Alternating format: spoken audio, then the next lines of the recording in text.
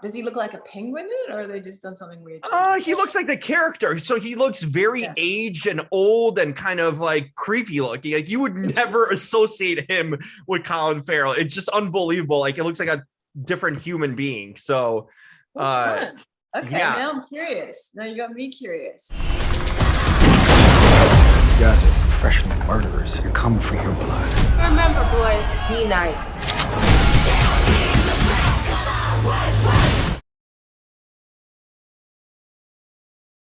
Oh, are you on your side or something? I'll turn mine over. I think you're on your side. That's what I'm saying for mine. I was on my side. Is that normal? I thought that was normal for these things. If you're using a cell phone, it might be. Yeah. Okay, it must be heard in that way. Okay, so now I'm like this way. Do you want me to be on the side or? No. Oh, well, that's normal. good too. That's good too. Whichever one is comfortable for you. That one's fine for me. All right. How are you, Radha? I'm good. How are you? I'm doing well. I think last time I talked to you was on Dreamcatcher. So we were like in the middle of the pandemic, I think back then. So it's been a while. Wow. Yeah. It has been a while. I'm just trying to remember. Was your dad the fireman? Your dad was you're in Canada, right? No, I'm in Chicago. Okay, got it all wrong. Someone's got a fireman dad, which is pretty impressive in that case. I remember somebody's dad was like was some sort of doctor on the board or something in Canada when that was going on. Anyway. No, I don't have anyone that big. So we're coming into spring. It's that much later. We're still alive and life goes on, sort of. Right. Yeah. And I'm here. I mean, I'm in Chicago. It's like a major heat wave. It's almost 50 degrees. So are you serious? Yeah, it's super. I mean, for us, that's really warm this time of year, like 50 degrees. It's super warm. Because I was just talking to Brisbane, and there's been floods in Australia, like major floods. I've heard. So, God, anyway, I guess it's true. We are in a global warming. Now we're dealing with that. It's crazy all over. Where are you at currently, LA? I'm in LA, and it's just consistently, sunny and that's the one thing that doesn't change. Like, everywhere in the world, it's like going crazy in LA. So it's just LA's fine right now. So anyway, there you go. Well, good. It's how is the light? I mean, now it's kind of like, do you get into this award season and everything? It's crazy out there in LA right now too. I know there's a bunch of award stuff coming my way too, but do you participate in that, or do you get into that? I've been opted out of a bit of stuff. I haven't been watching the news lately. So am I excited about the awards? No, don't care. Probably a good thing, when you look at it. It hasn't been the most exciting year for cinema, let's put it that way. But there have been a few standout stellar films that I have enjoyed. Any favorites you want to share with? Well, I guess I liked Power of the Dog. Okay. Power of the Dog. Yeah. I know a lot of people that hated it, but I thought it had a really great mood. I like the acting. I like the sort of refrain of it. I like the refrain of it. And I like the sort of ending that didn't quite even feel like an ending. That is true. I liked all those things about it. What else did I like? Trying to think of something else that stood out. Nightmare Alley. I liked it fine. Oh, yeah. That was a good one. I thought Bradley Cooper was really good in it. Yeah, I thought they were fun. I thought it was good. It wasn't amazing, but it was great. What else? Up. What is it? Don't Look Up. Don't Look Up. Right? Yeah. That was fun. I know people hated it, but I thought it was fun. Everything's so polarizing. Either like it or hate it, right? Everything these days, don't they? No, but I thought it was great. I loved, the performances were fantastic, and the position of the story. It kind of reminded me of Melancholia. Did you see that movie where the meteor is coming to hit the planet? Yes, I have to continue to live. Very true. That's a good point. It was like that, but like a different tone, obviously, but similar concept. I like both those films. What else was good right now that's on? Coda was cute. Saw that ages ago. Yeah, there's been a few nice things, a few good movies. I mean, it's been worth going to paying attention, I guess. Yes. It's all going to be forgotten now with Batman coming out. Like that's the rage right now. Oh my God, that's so right? cynical. It's just like Nobody everywhere. And, well, your former co-star Colin Farrell's in it, right? I mean, really? unrecognizable. Yeah, is the Penguin.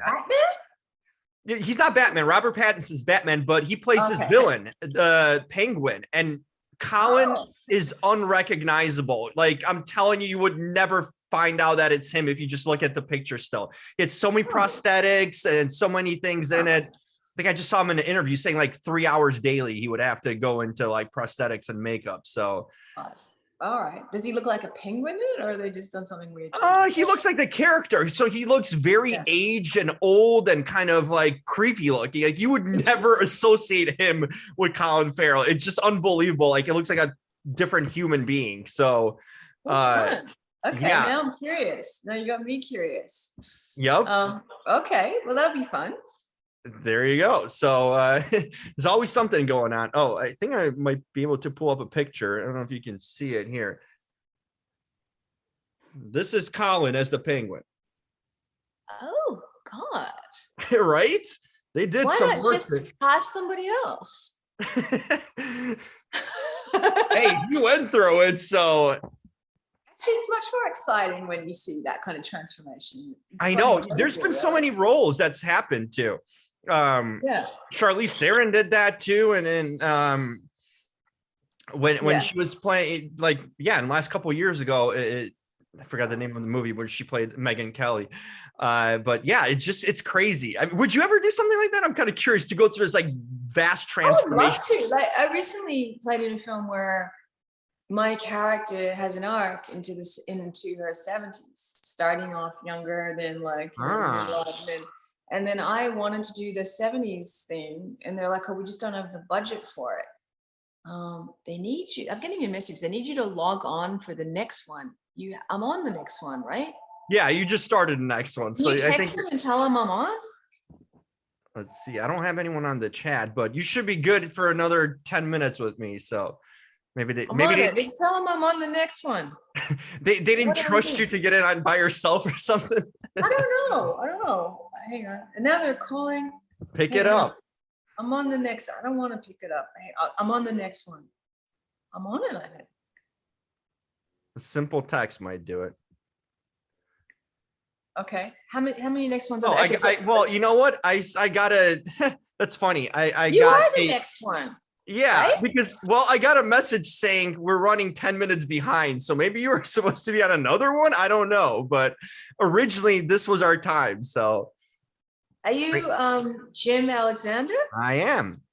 Well, that's it. I don't have any others. Okay, so you are the next one. We're good. I'm the next one. Everyone's confused. You gotta get rid of me already. I gotta ask you about this movie because it's kind of it's really interesting because like I haven't seen, like, I guess aside from Promising Young Woman, you haven't seen this kind of really female driven vigilante movie in a sense. And I thought it was cool because it's not superheroes. It's just like regular, like young angry women, bitches. right? Yeah. Yeah. I like that. That was kind of cool. It's like, no, when we bond together, we have strength in numbers in that way. I'm curious, what was your initial kind of reaction to the script when you read it? Because it's different. I loved it. I mean, I thought it was a lens shift. As you say, you don't see a lot of dangerous women, collectively either. And we're supposed to be just collectively terrified of men. So what about if we were terrified of women? That's kind of interesting. So obviously I like that about it. And I think any woman that sees it like secretly loves that about it. Because it is a kind of a fantasy story in that we get to play out the vengeance that most of us just sit with. So I think that was fun and good for men to see too. Because I enjoyed it. I thought it was super fun and interesting. Yeah, and fun to see. And I think also we've been sitting with the same paradigm, and it's the same story often, like the same story, the victimized woman and the horrible guy, or the big scary guy and the screaming girl, whatever. You see it so often that you start to think that that's reality.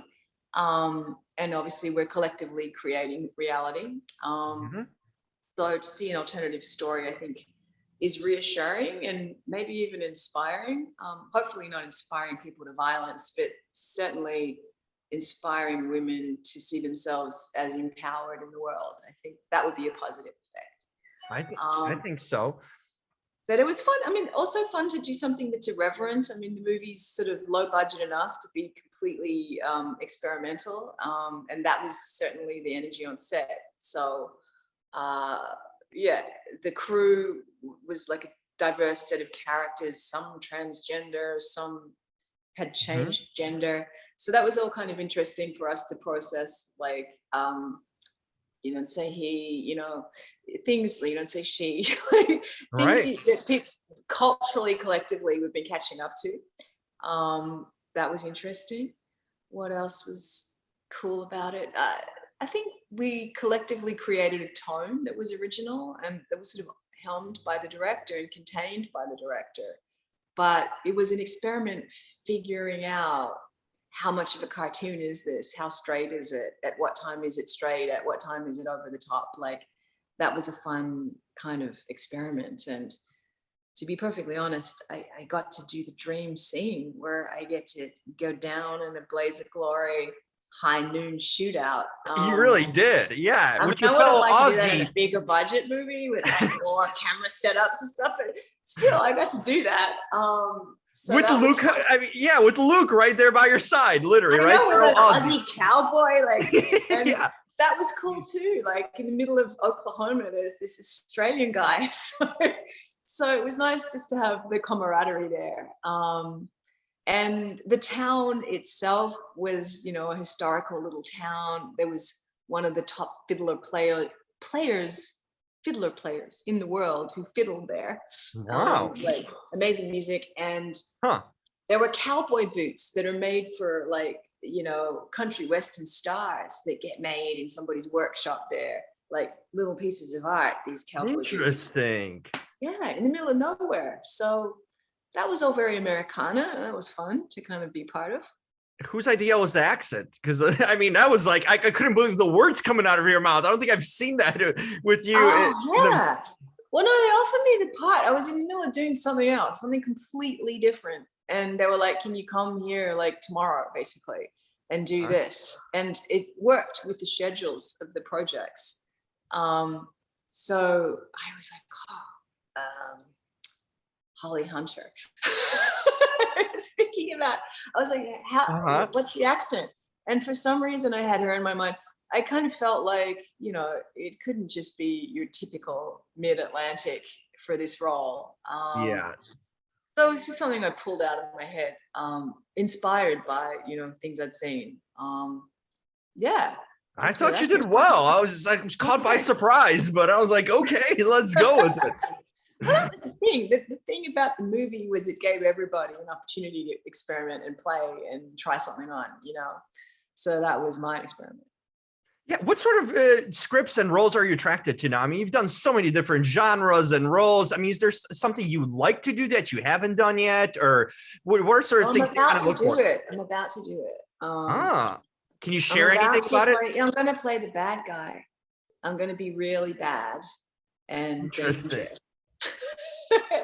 And yeah, it's probably casting against type in a way, but I'm looking forward to it. I'm about to sort of put my head into that next, actually, like this afternoon, and get ready, start thinking. Oh wow, so it's like starting right now. Yeah, it's starting like again in a minute, so I gotta focus.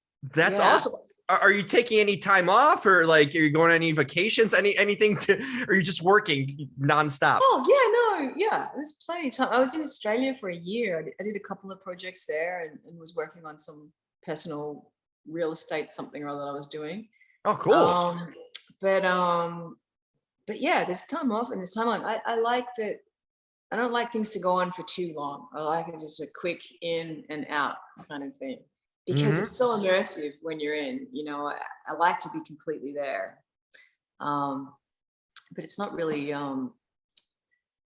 it's difficult if it goes on too long, is what I'm saying. Yeah, you need to clear your mind and like, you know what I mean? Like, if you're constantly in that state of just work and getting into characters, you're gonna maybe lose a sense of self, I'd imagine at some point, you know, if you don't do normal kind of everyday things, right? Oh, you've got to live your own life. Yeah. And I guess for a lot of actors to figure out what that is in between being other people.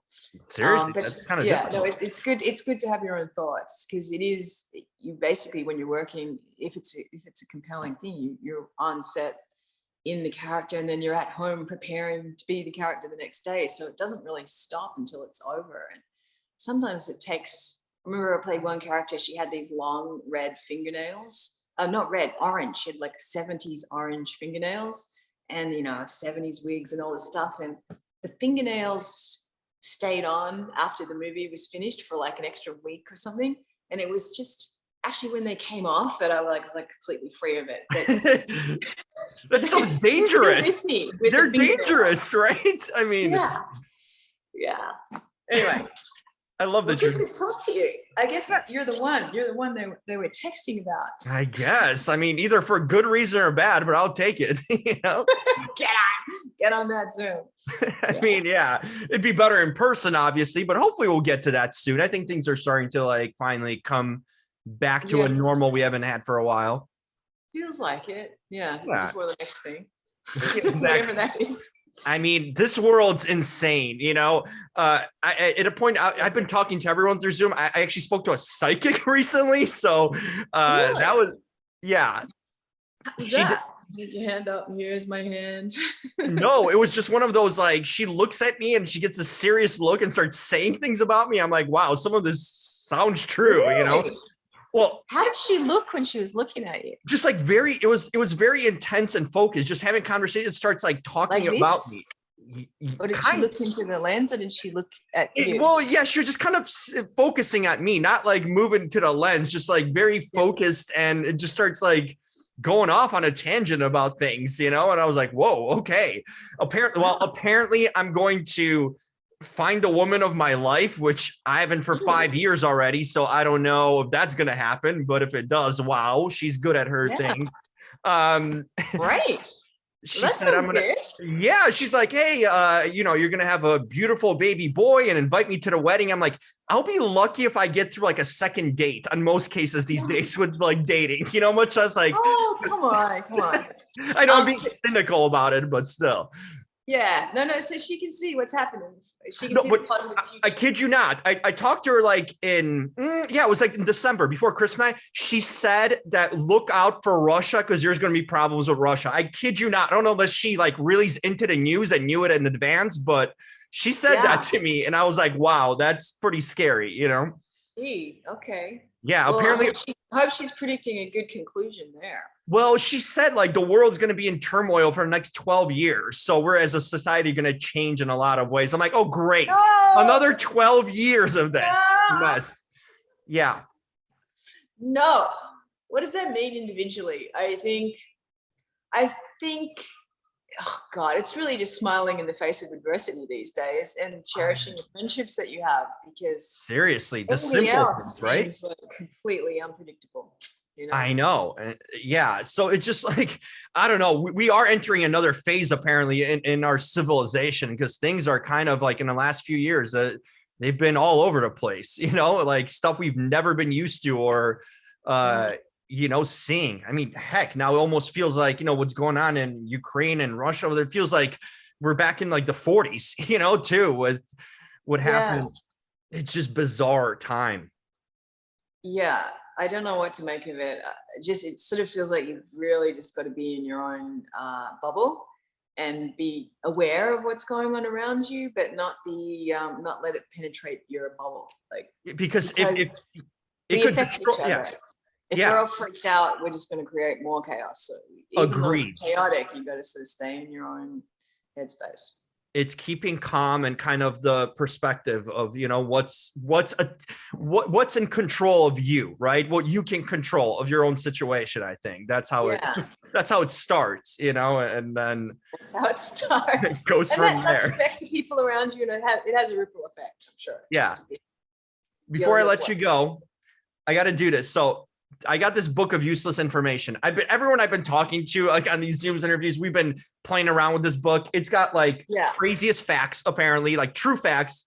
And everyone's like picking a page number. We're gonna learn some like real life facts, some random facts. Are you up for it? Okay, 89.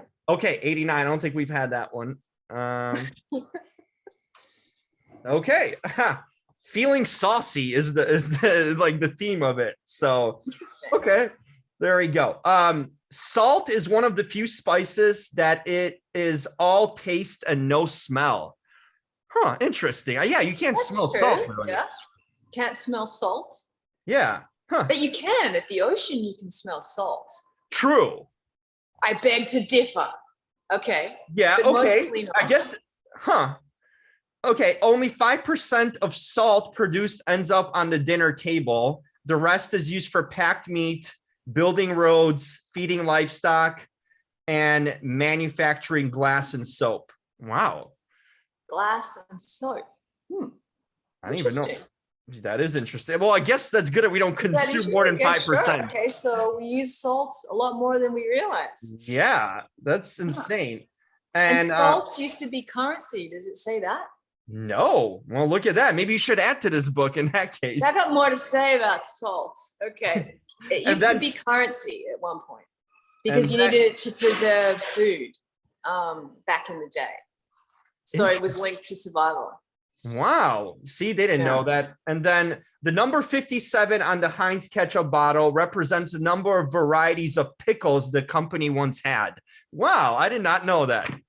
No. What are pickles? And I'm pickles totally and tomatoes? that. Like, I'm not going to remember that. Yeah. No. Pickles and tomatoes. What? Like you would think maybe 57 different tomato types, but not pickles, right? No. But the salt thing was interesting that there's salt in everything and whatever. Yeah, soap and just random things like that. You know, you would have never think. Yeah, tanning leather, like that's what they use it for. Ash, washing compounds, building roads. Wow, I guess it's more important than we make it out to be, right? There you go. And it's in your blood too. Salt is inside of you. So don't forget to eat your minerals. Exactly. And wash it down with some water because too much salt gets you all bloated, right? And not good also. Probably. It can't be good. Too much of anything is not good. Exactly. Too much of this interview is not good. That's how I like to do it. You know what I mean? All right. And okay. Well, this has been so much fun to catch up with you, Radha, again. Yeah. And glad everything. To you. And don't overdo it on the salt, all right? I won't now. I mean, but don't underdo it either. Make sure you do eat some. You know, I don't add salt because I feel like most stuff has salt, you know, so I don't even add extra salt to begin with. I feel like they salt everything naturally pretty much. In this country, at least. Everything is like people want salt and salt and salt to, you know, to everything. So I'll pass on that. But all right. Well, stay good and take care and good luck with the next until we meet again. I guess the next chapter. Maybe I'll be like in a long-term relationship or something, right? Long-term like quadruplets or something. Watch, I'll still be single, 100%. No. All right. Well, we'll see you soon in any case. Yeah. Don't be too villainous next time I see you after this role either. So. Okay. No, I'll have to let it go. Okay. Bye, Radha. Bye. Bye. Bow down to me.